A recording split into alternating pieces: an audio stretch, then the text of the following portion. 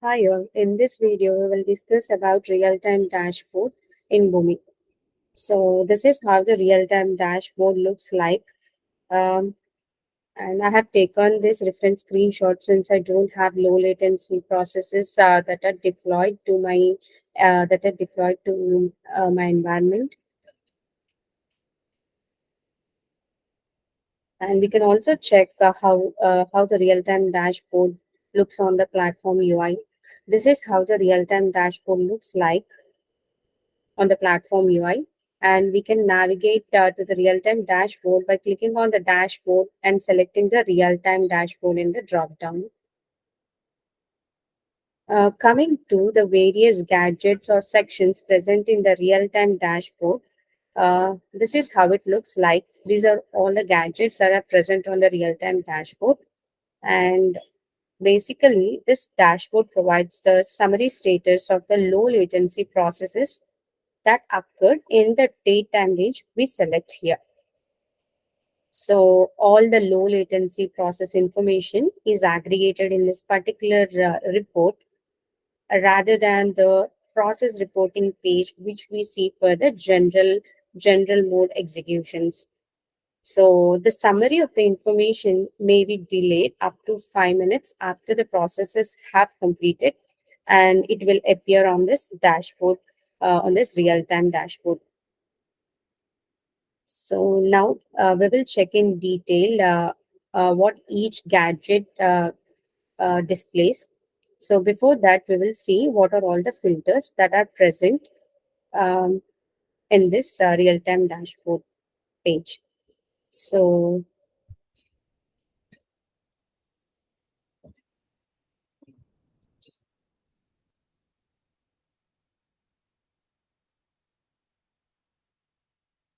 these are the filters that are present in the real-time dashboard page. So we have the filter for to select an atom or environment and to see its low latency processes, and search for the low latency process within the specific date time range. We can use this filter like past hour, past 24 hours, past week, and if you want to select a date time range, we can use this particular date time range filter and select a specific low latency process from the list. We use this filter processes. And we also have an option to auto refresh. uh, Auto refresh, now it is off. Auto refresh is off. If you click on, we will like the dashboard will get update whenever the process results are completed.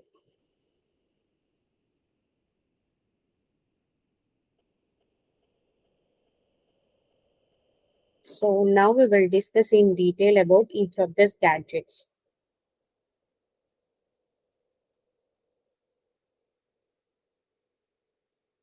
The first one is the execution status by time. Here the x-axis gives like basically when what this particular gadget shows is the low latency process executions by status type and the date time range which we have selected.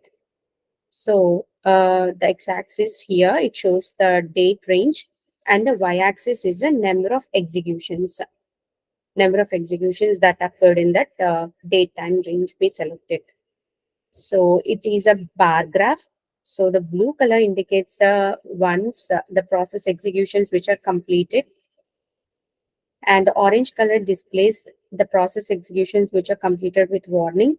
Red color displays the process executions which are completed with error. So when we click on the red color, we can see the number of executions which are errored. This is about the execution status by time and execution status. The next one is the execution status dashboard. So execution status gadget, it will also show the low latency process executions by status type that occurred in the date time range we selected. And this shows in a pie chart. So here also the blue color indicates the percentage, we will also get the number of executions, the percentage of executions which were completed. And the orange color indicates that a number of percentage and the number of executions that are completed with warnings, and red color indicates the number or the percentage of executions which completed with errors. Next, coming to average response time in milliseconds. This gadget, I have few more screenshots to demonstrate this particular gadget, and this gadget will show the low latency process executions by average time in milliseconds that it took to complete. So that means this gadget shows the low latency executions that occurred in the daytime range we selected, but it will not include any failed process executions. So here we have three colors.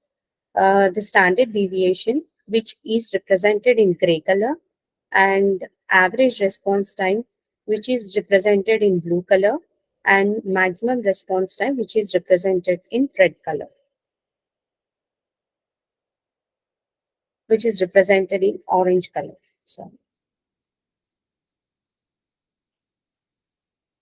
So the x-axis gives the date time range we selected, and the y-axis is the number of process executions, represents the number of process executions.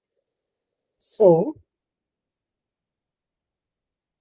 when you click on the gray area or the gray line, we will see what is the standard deviation in milliseconds at that particular point of time.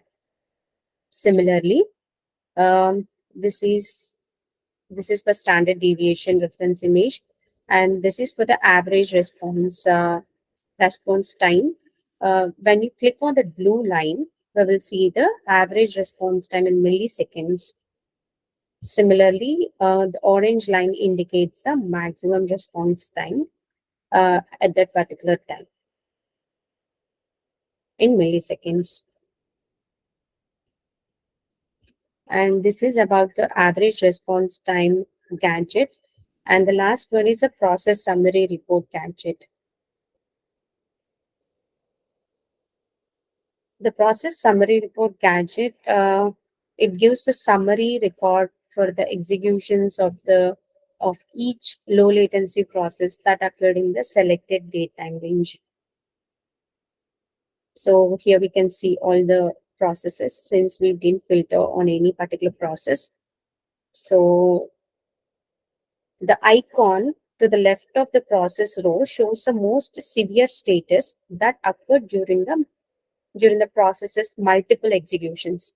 Like for example, if we take this red icon here, this particular process executed 19 times during the date time we have selected.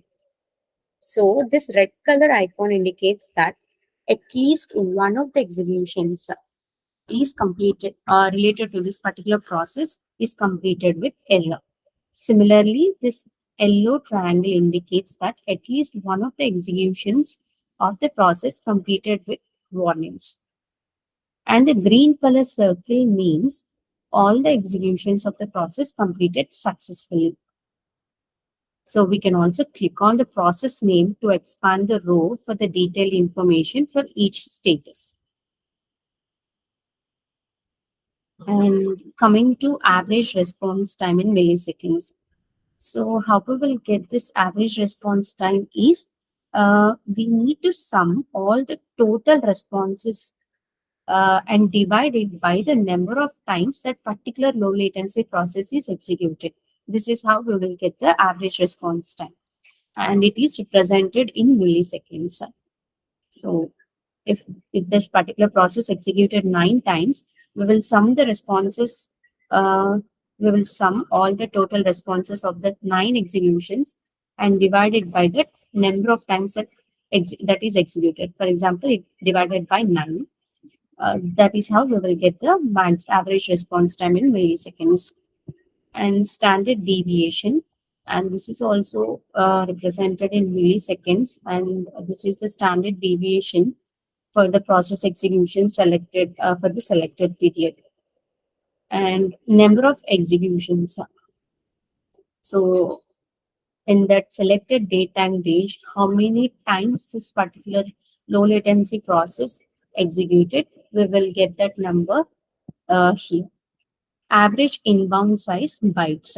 So the sum of total inbound document sizes divided by the number of times that particular low latency process executed will give us the average inbound size.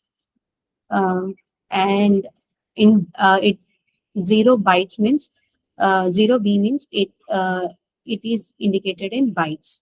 If it is kilobytes, it will be indicated with K, and megabytes is indicated with M. Average inbound document, average inbound count.